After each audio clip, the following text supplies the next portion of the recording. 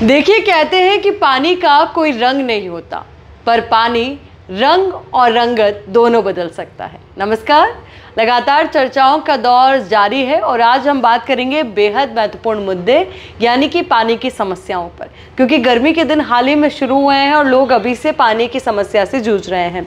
अशोक जी लगातार हमारे साथ चर्चाओं में बने हुए हैं। अशोक जी देखिए, पश्चिमी राजस्थान में समस्या और बड़ी हो जाती है, क्योंकि जब पश्चिमी राजस्थान का मानचित्र किसी के भी मस्तिष्क पर पटल पर आता है तो उसके एक दिमाग में सवाल जरूर आता है, यहाँ पानी नहीं है। बिल्कुल, आज जो अपनी चर्चा का विषय है पानी, या यूं कहें कि पश्चिमी राजस्थान के रेगिस्तान में पानी की समस्या, ये बहुत ही महत्वपूर्ण मुद्दा है। हालांकि ये मुद्दा अपना सिर्फ आज की चर्चा का नहीं है। इस मुद्दे पर कई लोगों ने वोट ले लिए, कई विधायक बन गए, कई मंत्री बन गए, कई बड़े बड़े नेता बन गए, कई लोगों ने इस पे अपने घर चलाने शुरू किए और आज भी उनके घर पानी के मुद्दे पर चल रहे हैं। बिल्कुल, अक्सर यहाँ पर मैंने देखा जब इलेक्शन होते तो लोग कहते हैं ये विधानसभा जाएंगे, लोकसभा जाएंगे, पानी लाएंगे। इस तरीके के जो नारे हैं वो चर्चाओं में रहते हैं, पर सवाल यही उठता है कि क्या वाकई में यहाँ पर पानी पहुंचा है, लोगों की समस्याएं दूर हुई है?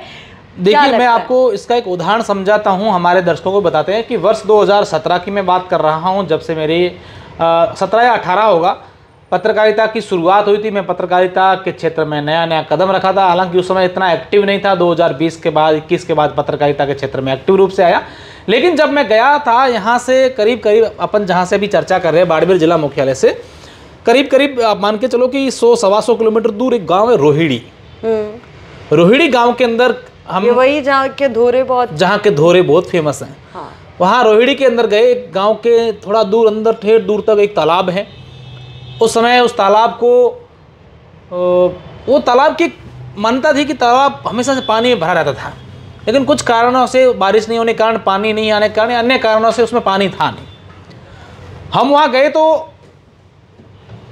वहाँ मुझे एक हिरण दिखा। हिरण और वो बहुत दूर से भागता हम लोग गाड़ी एक छांव के नीचे हमने रोकी, हम खड़े थे, इतने में एक हिरण भागता आया।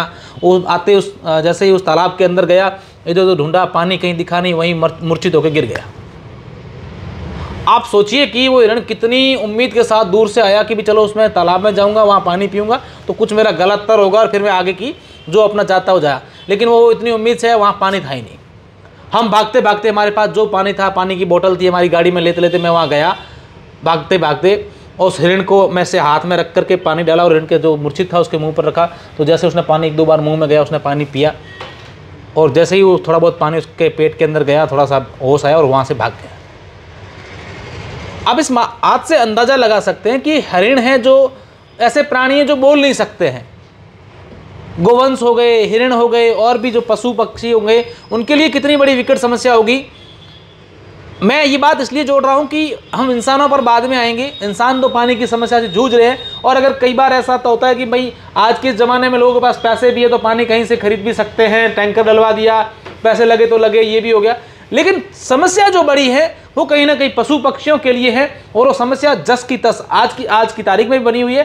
अब हम समझते हैं कि बाड़मेर में वर्तमान में पानी के हालात क्या है, पानी के स्रोत क्या है, किन किन तरीकों से लोगों के पास पानी आता है, और गर्मियों के दिनों में पानी का इतना संकट क्यों रहता है। हम अगर समझे तो सबसे पहले यहाँ जो पानी के स्रोत हैं, 2 नहरी परियोजनाएं यहाँ आती है, इंदिरा गांधी और नर्मदा। इंदिरा गांधी मोहनगढ़ से जो बाड़मेर तक आती है, नर्मदा गुड़ामलानी के आलेटी डैम जो है वहाँ से लगा करके रामसर और शिव क्षेत्र के 205 गाँव में आती है। मैं बाड़मेर के संदर्भ में इसलिए बात कर रहा हूँ कि बाड़मेर के आंकड़े हम लोग निकालते हैं, और ये समस्या सिर्फ बाड़मेर की नहीं है, जैसलमेर की भी ये है। सीमांत क्षेत्र का जो जालोर जिला है उसकी भी यही हालात है, बीकानेर के कई ग्रामीण क्षेत्रों के हालात है, गंगानगर के गांवों की यही हालात है, जोधपुर के कुछ ग्रामीण क्षेत्रों में जहां पर रेगिस्तानी इलाका है वहां यही हालात है, सिरोही और पाली के भी यही हालात है, नागौर के भी कई गाँवों की हालात है। यानी कि अगर अपन पूरे मारवाड़ को देखें तो मारवाड़ के प्रत्येक जिला जो है इस समस्या से अछूता नहीं है। ऐसा नहीं है कि सिर्फ मारवाड़ है, राजस्थान के कई गाँव हैं, राजस्थान कई जिले जो उनके यही हालात हैं। बाड़मेर के आंकड़ों से हम समझते हैं कि दूसरे जिलों में स्थितियां यही की यही है। पहले हम स्रोत की बात कर रहे थे। हाँ। आपने बताया 2 नहरी परियोजना, इसके अलावा जो भूजल का पानी है उसका क्या हाल है? क्योंकि कई गाँव में जब हम लोग भी गए थे द खटक आपके गाँव इस कार्यक्रम के तहत, तो हमने देखा भी था कि किस तरीके से लोग पानी के लिए जूझ रहे थे। कई ऐसे परिवार थे जिन्होंने पानी का एक कुआं टाइप, छोटा कुआं जैसा बना रखा था, बेरी बोलते हैं। बेरी, हाँ, उससे पानी निकालते थे वो डेली। अब आप सोचिए, घर में इतने सारे, उन्होंने बताया, हमारे सदस्य हैं, इतने सारे पशु पक्षी हैं, और बेरी भी लगभग आधा किलोमीटर दूर, ऐसी तपती धूप में वो आधा किलोमीटर दूर जाते हैं, वहां से आते हैं। और आपकी इस बात को कंप्लीट करते हुए अपन आगे स्रोत पे जाते हैं कि आपने जो देखा है, हालांकि दिन का समय था, यहाँ के अधिकतर गांव हैं जिस गांव के अंदर कई ऐसे घर हैं, कई क्या सैकड़ों घर होंगे जिनकी महिलाएं रात को 1-2 बजे से लगा करके 4 बजे तक अपने घर से 4 से 5 किलोमीटर दूर दोरे पार करके पानी लाती हैं आज भी। ऐसा क्यों? आप सोचोगे भी रात को क्यों लाती, दिन में क्या होगा? यहाँ जब गर्मी होती है तो पानी का स्तर है वो नीचे हो जाता है, और जब ठंडी रात होती है 12 बजे के बाद, 11-12 बज जाते हैं, तब पानी का स्तर जैसे ही ऊँचा आता है, बेरियों में जो महिला है वो जाती है, अपनी बारी का इंतज़ार करती है। एक घड़ा जो पानी पीने के लिए, ठंडा जहाँ मीठा पानी होता है, उसको लाने के लिए पूरी रात लग जाती है। क्या 2 घड़े बड़े मुश्किल से मिलते हैं उनको? ये हालात है। आप बता रहे थे कि एक नहरी योजना है, इसके अलावा आपने कहा भाई भू जल है, उसका क्या यहाँ पर क्या है? हाँ, ये बात कह सकते हैं कि इस क्षेत्र में खूब सारे ट्यूबवेल, ओपन वेल, इस प्रकार के हेडपम्प की खूब सरकार की ओर से प्रयास किए गए, लेकिन है नहीं, जल स्तर बहुत नीचे है। JJM की शुरुआत बहुत उम्मीद से हुई, जल जीवन मिशन, जिसमें कहा गया हर घर जल। मैं आपको बीच में टोकना चाहूंगा कि ये JJM है ही नहीं, ये जेल जाओ मिशन है। ऐसा क्यों? जल जीवन मिशन है ही नहीं ना। आप जोधपुर का उदाहरण देखिए, जोधपुर के एक ठेकेदार, मैं नाम लेके भी अगर बताना चाहें हमारे दर्शकों को, एक ठेकेदार जो पहले कांग्रेस सरकार थी, तब कांग्रेस में थे, जब जैसे ही भाजपा की सरकार बनी तो उन्होंने तुरंत से अपना पलटूराम बन गए और भाजपा में आ गए। JJM के ठेकेदार थे। 150 करोड़ रुपए का घोटाला, 150 करोड़ का घोटाला, 150 करोड़, आप मानिए कि कितना होता है। और वो पैसे जनता के लिए थे, और पैसे पब्लिक के घर में पानी जाना था, उसमें पाली अछूता नहीं, जालोर अछूता नहीं, जोधपुर सिरोही अछूता नहीं।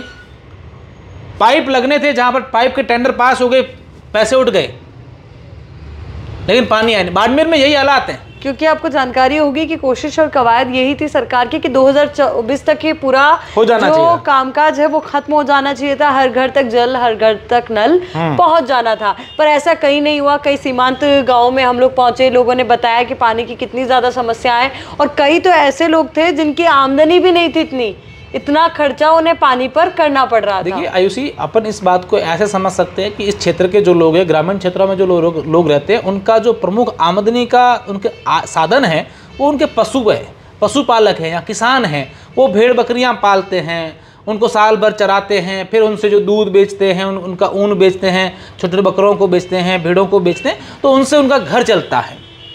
उनके लिए कोई और आमदनी नहीं है, उनका परिवार उससे चलता है, उनके बच्चों की शिक्षा उससे आती है, उनके बच्चों का विवाह उससे होता है, हरी बीमारी में उनको जरूरत पड़ती है, इमरजेंसी में पैसे आते हैं तो वो पशुधन से लेते हैं। लेकिन गर्मियों के अंदर उन पशुधनों को हमने मरते हुए देखा है, कारण पानी नहीं। देखिए, खेती की भी एक बहुत बड़ी समस्या यहाँ पर है, और उसका प्रमुख कारण भी पानी ही है। अधिकतर जगह अगर आप देखेंगे तो लोग साल में 3-3 फसलें करते हैं, यहाँ पे एक फसल भी राम भरोसे। वो भी जब अब अगर पिछले 2-3 सालों की बात करें तो राम राजी है, इस क्षेत्र पर अच्छी बारिश हो जाती है, फसलें हो जाती है। अब अपन समझते हैं कि गर्मियों के दिनों में हमने स्रोत की बात कर ली, इसके अलावा पानी के टांके हैं, मनरेगा के तहत खूब सारे टांके बने, और एक रिकॉर्ड भी है कि पूरे देश में सबसे ज़्यादा नरेगा के तहत किसी जिले में टांके बने तो बाड़मेर में बने। पर आपको पता है, हकीकत हमने सबको दिखाई भी थी कि हकीकत क्या बोलती है। टांके कई तो ऐसे हैं जो कागजों में है पर हकीकत में नहीं है, और जिन टांकों का निर्माण हुआ वो इस तरीके के हैं कि मानो हर दिन वो हादसों का आमंत्रण दे रहे हैं। खैर, ये जग जाहिर है, सबको पता है, और नहीं पता है तो हम बताएंगे, इस पर भी हमें कभी चर्चा करेंगे। नहीं, बिल्कुल। मेरा ये पता है मुद्दा क्या है यहाँ पे, मेरा मुद्दा ये नहीं कि भ्रष्टाचार को हम उजागर कर रहे हैं, मुद्दा ये है कि ये समस्या सॉल्व नहीं होने का एक प्रमुख कारण है कि ये पानी की समस्या इसे सॉल्व, अगर बारिश के दिनों में उनका पानी को अगर आप स्टोरेज करते, जब अच्छे टांके बने होते हैं, स्टोरेज हो जाता है, तो कम से कम इस दिनों में वो पानी काम आ जाता है। खेतों में खूब सारे टांके बने, बारिश में भर जाते हैं, उसका यूज तो कोई आम दिनों में लेते नहीं है। जब गर्मियां हो, पशुधन अपने खेतों में जाए, तब उनके लिए पानी तो वो पड़ा है, पानी का यूज ले सकते हैं। यही था कि वो आप ठीक कह रहे हैं। तो कहीं ना कहीं इस प्रकार के स्रोत जो है वो अब सूखते जा रहे हैं। अब हम ये समझते हैं कि गर्मियों के दिनों में यहाँ पानी की दिक्कत क्यों रहती है, उसका क्या कारण है? एक तो जल स्तर नीचे चला जाना, दूसरा, गर्मियों में पानी की खपत ज़्यादा होती है। बिल्कुल।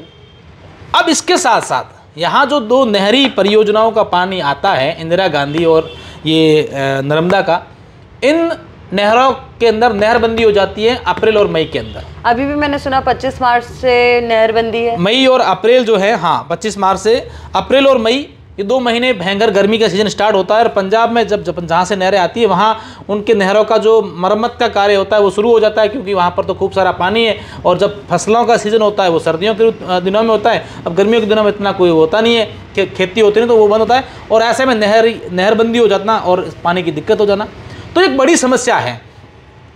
अब इस समस्या से बाहर निकल के हम लोग बात करें तो बाड़मेर का एक भी ऐसा गांव या शहर, किसी शहर, बाड़मेर से लगते हुए, जैसलमेर से लगते हुए किसी शहर का एक ऐसा कस्बा नहीं होगा जो गर्मियों के दिनों में एक ज्ञापन का पन्ना लिखवा करके अधिकारियों के पास, नेताओं के पास जाकर के ये नहीं कहें कि साहब हमारे पानी की दिक्कत है।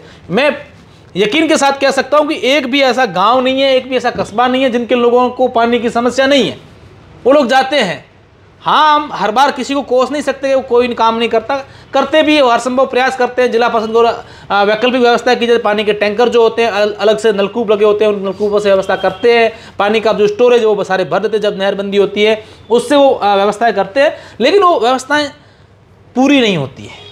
बिल्कुल। और अगला सवाल यही से उठता है कि क्या व्यवस्थाएं होनी चाहिए। ये सवाल मैं इसलिए आपसे पूछ रही हूँ क्योंकि आपने यहाँ को बहुत करीब से देखा है। पश्चिमी राजस्थान में क्या ऐसी प्रमुख समस्याएं हैं जिसकी वजह से पानी जो यहाँ तक पहुँचाने की कोशिश भी की जा रही है तो भी वो सीमांत गांवों तक नहीं पहुँच पा रहा है, और जिन लोगों को ज़रूरत है वहाँ तक नहीं मुहैया हो रहा है। सरकार की जल से संबंधी जितनी भी योजना है उनकी प्रॉपर मॉनिटरिंग, जांच कमेटियों की जांच, भ्रष्टाचार पर रोक, बारिश के दिनों में जल संरक्षण, अधिक से अधिक पौधों का लगाना, ग्रीनरी, बिल्कुल, और जल माफिया जो हैं,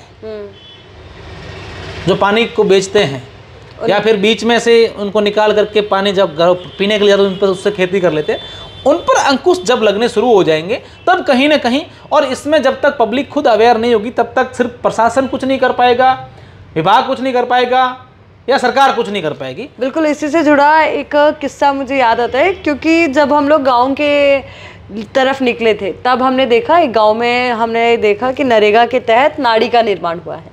वहाँ पर जब पहुँचे हमने पूछा नाड़ी कहाँ पर है, तो उन्होंने कहा नाड़ी यहाँ धोरो के आगे, आप नहीं जा पाओगे। हमने कहा कोई बात नहीं, हम देखना चाहते हैं कि नाड़ी कहाँ पर है। जब हम वहाँ पहुँचे तो हमें पता चलता है कि यहाँ तो कभी किसी नाड़ी का निर्माण हुआ नहीं, कागजी नाड़ी थी वो सिर्फ तो वो एक गांव नहीं था। ऐसे कई सारे गांव है, कई सारे चीजें हैं, कई सारे टांके हैं, कई सारे मकान हैं, कई सारी सड़कें, वो सिर्फ कागजों में बनी है, पूरी हो गई, पैसे ले लिए। हालांकि अपन उस चीज़ों पर जाए नहीं जाए, लेकिन कहीं ना कहीं पानी की जो समस्या है ये मानवता से जुड़ी हुई समस्या है, पशुओं से जुड़ी हुई समस्या है, यहाँ के क्षेत्र के लोगों की आमदनी से जुड़ी हुई समस्या है, इनके जीवन से जुड़ी हुई समस्या है। बिल्कुल, इसीलिए मैंने कहा था शुरुआत में कि पानी रंग और रंगत दोनों बदल देता है। अब देखिए, रंगत इस तरीके से बदल रही है कि इसका प्रभाव व्यक्ति पर पड़ रहा है, उसके स्वास्थ्य पर पड़ रहा है, उसके साथ साथ उसकी आमदनी पर पड़ रहा है। और यहाँ पर आपने बताया कि किस तरीके से जो लोग हैं, कई तो खेतीबाड़ी पर आधारित है और कई लोग मवेशियों पर हैं, तो दोनों ही पानी के लिए उस वक्त वहाँ पर हमें नजर आते हैं कितने परेशान होते हुए नजर आ रहे हैं, क्योंकि जो आदमी के खुद के पीने के लिए पानी नहीं है, वो अपने मवेशियों को, अपने पालतू जानवरों को कैसे पानी। आपने ठीक कहा कि इसका असर जो है वो इसका फर्क पड़ता है, प्रभाव पड़ता है, स्वास्थ्य पर पड़ता है, आमदनी पर पड़ता है। लेकिन इस पानी की समस्या का फर्क जिस दिन राजनीति पर पड़ना शुरू हुआ उस दिन ये समस्या का समाधान हो जाएगी। लोगों को ठगा जा रहा है पानी के नाम पर, हर बार यही कहा जा रहा है कि आपके लिए पानी की समस्या को दूर किया जाएगा, आपके लिए पानी की व्यवस्था कर दी जाएगी, लेकिन वो सिर्फ चुनावी जुमले रहते हैं। जिस दिन जनता की सेहत और आमदनी पर जिस तरीके से पानी का फर्क पड़ता है, उसी तरीके से राजनीति पर, वोटों पर इस पानी का फर्क पड़ा, असर दिखा, उस दिन इस पानी की समस्या का समाधान होगा। उस दिन पानी की समस्या का समाधान हो जाएगा। एक बेहद महत्वपूर्ण मुद्दा है, क्योंकि मैंने शुरुआत में भी कहा ये चीज़ बार बार नेता वादे करते हैं, क्या वो वादे करके भूल जाते हैं या भुला दिए जाते हैं? कई नेताओं की मजबूरी भी होती है, कई बार ऐसी चीज़ें होती है कि कहते हैं कि पानी का इसका सॉल्यूशन जो है वो कैसे करें, उसका समस्या का समाधान करें कैसे। मैंने आपको पहले ही बताया कि सिर्फ नेताओं से कुछ नहीं होगा, सरकार कुछ नहीं करेगी, पब्लिक को अवेयर होना पड़ेगा इन चीज़ों को लेकर के। कई बार ऐसे भ्रष्टाचार जैसी बातें आती है तो उसके लिए जांच कमेटियां बनती है कि ये इसके लिए जांच कमेटी बनाएगी, जांच करेगी। और सबसे ज़्यादा हमारे देश की विडंबना है कि सबसे ज़्यादा भ्रष्ट होती है वो जांच कमेटियाँ ही होती हैं। इन जांच कमेटियों की कभी जाँच पूरी होती नहीं है और उनकी जांच में भी भ्रष्टाचार सबसे ज़्यादा, जितना उन्होंने भ्रष्टाचार किया उससे ज़्यादा भ्रष्टाचार जांच कमेटियाँ कर लेती हैं। तो कहीं ना कहीं ये सिस्टम बदलना पड़ेगा। ये सिस्टम जब तक नहीं बदलेगा तब तक ये चीज़ें चलेगी और जनता को जो है सिर्फ पानी नहीं और भी हर प्रकार की समस्या से जूझना पड़ेगा। बिल्कुल, और पानी का जो मुद्दा है ये हमारे लिए तो बहुत ज़रूरी है ही, साथ ही जानवरों का जिक्र हमने किया था। हमारे आसपास जो पालतू जानवर है, गाय है, डॉग्स है, उन सबको भी पानी की समस्या से परेशान होते हुए देख पाते हैं हम कि किस तरीके से एक एक बूंद के लिए वो तरसते हैं। तो उनके लिए क्या व्यवस्थाएं हो सकती है सभी लोगों के अपने अपने स्तर पर, कि जहाँ हम अपने लिए थोड़ा कोशिश कर रहे हैं कि पानी की व्यवस्था कर पाए, उनके लिए क्या कोशिश? देखिए, जो पालतू मवेशी हैं, जानवर हैं, जैसे गायें हो गई, बकरियां हो गई, भेड़ हो गई, ये इनके लिए तो जो उसका मालिक है वो व्यवस्थाएं करता है। लेकिन मैं कहना चाहूँगा कि अपने यहाँ पर जो रेगिस्तानी इलाका है, यहाँ हरिण हो गए, खरगोश हो गए, नील गाय हो गई, कई सारे ऐसे जानवर हैं जिनका वो पालतू नहीं होते हैं। ऐसे पक्षी है, लाखों की संख्या में इस क्षेत्र के पक्षी गर्मियों के दिन मर जाते हैं सिर्फ पानी की कमी के कारण। तो कहीं ना कहीं हमें इस बात को लेकर करना पड़ेगा कि भाई हम लोग हमसे जितना संभव हो सके ऐसे पक्षियों के पानी के परिंदे लगाएं। गर्मियों का सीज़न है, मवेशियों के लिए कहीं ना कहीं खेलियां बना लें। आजकल जो सक्षम लोग हैं, कई जगह पर हम लोग देखते हैं चंदा दे दिया, ये कर दिया, वो कर दिया। अगर वाकई में मानवता के जीव दया करनी है तो कहीं ना कहीं इन जो बेजुबान जानवर है, पशु पक्षी हैं, इनके लिए पानी की व्यवस्था करें। ताकि सरकार अपने स्तर पर करें या नहीं करें वो अलग बात है, लेकिन कहीं ना कहीं हम उस चीज़ को नज़दीक से देखते हैं, रोजाना देखते हैं, हमारी आंखों के सामने ये हो रहा है, तो हमें इस बातों को लेकर कुछ न कुछ करना चाहिए। बिल्कुल, सब लोग अपने अपने स्तर पर इसको लेकर के प्रयास कर सकते हैं। जो लोग अपने घरों में रहते हैं, आप एक मग पानी, एक कटोरे में पानी रखकर अपने छत पर रख सकते हैं। एक परिंदा आपको बाजार में मिल जाएगा, वो रख सकते हैं। और जो लोग कॉलोनीज में रहते हैं, मुझे लगता है अगर वो कोशिश करें, एक छोटी सी टंकी या एक इस तरीके का ड्रम जो आपके पास खाली रखा है वो आप गली के बाहर रख दीजिए, जिसमें पानी डेली भर दीजिए, ताकि जो जानवर वहां से इधर उधर जाते आते हैं वो आए और पानी पिए और अपनी प्यास बुझाएं। ग्रामीण क्षेत्रों में ये आज भी बरकरार हैं, लोग करते हैं, बड़ा अच्छा करते हैं। और कई बार जाके लोग देखते हैं, बड़े बड़े नेता जाके देखते हैं और ऐसी चीज़ें देखते हैं तो उनको खुद पर शर्म आती है, यार हम लोग तो कुछ कर नहीं पा रहे हैं, लेकिन गांव के लोगों ने, इन्होंने ये अपने स्तर पर कर लिया। कई जागरूक लोग भी करते हैं, कई एनजीओ करते हैं, कई पर्यावरण प्रेमी जो लोग हैं वो इस प्रकार काम करते हैं। तो बड़ा अच्छा लगता है, लोगों को भी इस प्रकार की जो है वो काम हो रहे हैं। आज की इस चर्चा पर एक फाइनल कमेंट आपकी तरफ से? निश्चित तौर पर फाइनल कमेंट यही है कि गर्मियों का सीज़न है, सरकार को, जनप्रतिनिधियों को अपनी जिम्मेदारी निभानी चाहिए। कब तक हम सिर्फ वादे करेंगे, चुनावी जुमले करेंगे? कब तक प्रशासन सिर्फ कागजों की सीमितता तक कागजों में लिख करके रिपोर्ट बना करके भेजेंगे? उसका ज़मीनी हकीकत जो है वो कुछ और होती है और कागजी हकीकत कुछ और होती है। तो इस पर हमें सबको काम करना चाहिए। ये पानी सिर्फ एक कागजी या चुनावी जुमला नहीं है, ये मुद्दा नहीं है। इन लोगों के, पशु पक्षियों के, एक जीव तंत्र के से जुड़ा हुआ एक बहुत महत्वपूर्ण मुद्दा है गर्मियों के सीज़न में। इसके साथ साथ हम दूसरे लोगों को भी, जो सरकार का हिस्सा नहीं है या फिर यूँ कहें कि जनप्रतिनिधि या इस विभाग का हिस्सा नहीं है, आम लोग हैं, उनको भी इन जीव जंतुओं के लिए, जानवरों के लिए, पशु पक्षियों के लिए इन गर्मियों के सीजन में अपनी ओर पर हो सके ऐसी एक प्रयास करके पानी की व्यवस्था कर देनी चाहिए। बिल्कुल, एक कदम आपको बढ़ाना है। सरकार और प्रशासन से तो हम उम्मीद करते ही हैं कि वो कुछ ना कुछ व्यवस्थाएं करें, पर जो व्यवस्थाएं हम अपने स्तर पर कर सकते हैं वो व्यवस्थाएं हमें भी करनी चाहिए। तो चलिए, अब हमें दीजिए इजाजत। नमस्कार। नमस्कार।